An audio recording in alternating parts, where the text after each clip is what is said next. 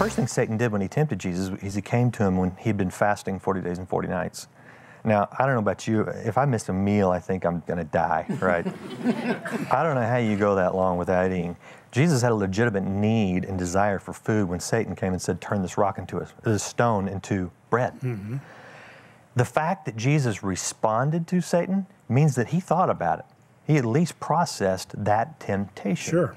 To do something, to fulfill a legitimate need in a way that was not God's plan. Because that's what temptation is. It says, you've got a need or a desire, you need to fulfill it in a way that's not God's way.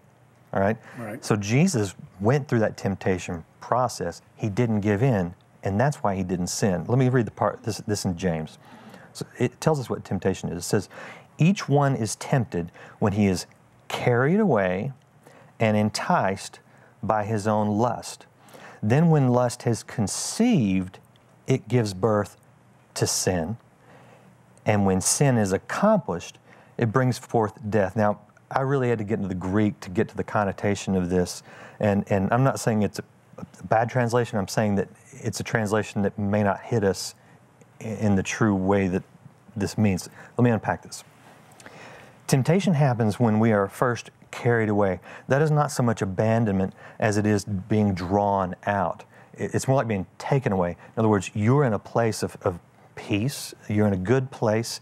Temptation comes along and first draws you out of that place.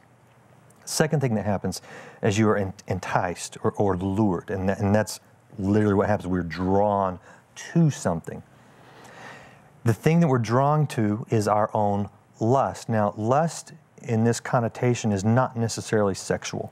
I mean, it can be, but we use the term lust for life or bloodlust to express what this really is, which is a strong need or desire. Okay, so it could be food or compulsive buying. It can be any of these things. It could be something you want. Yeah, and it isn't necessarily bad.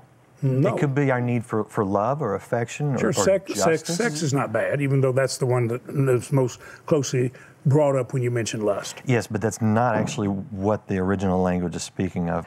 When lust has conceived, it does mean give birth, but that Greek word is more often translated as arrested or seized, right? Hooked.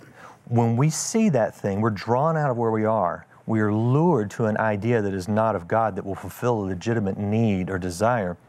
If we grab hold of it, that's when it grabs hold of us. Mm-hmm. That's when the sin is completed.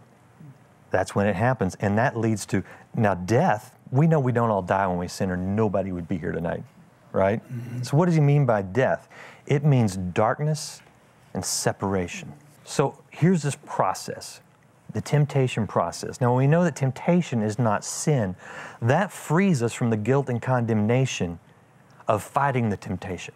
When we have that bad thought, that is not of God, that wants us to fulfill a need or desire in a way that is not His plan, we can be carried away by that. We can be drawn to it. We can think about it. But until we take hold of it and do it, bring it to completion, it's not sin. That's why Paul can say, be angry, but do not sin. Understanding this is freedom. I got good news. You are not the sinners you may think you are. And here's how I can say that. If you have these temptations and these thoughts, and you're battling those, if you're living under condemnation and guilt, that's the enemy, because he will tempt you and then accuse you of being a sinner because you thought about it. But until you bring that sin to a completion, you're not the sinner that you may think you are. This is where spiritual warfare takes place. This is where we have great victory in our lives. You can celebrate the victory and stop living beaten down like you're this horrible person, because you're not.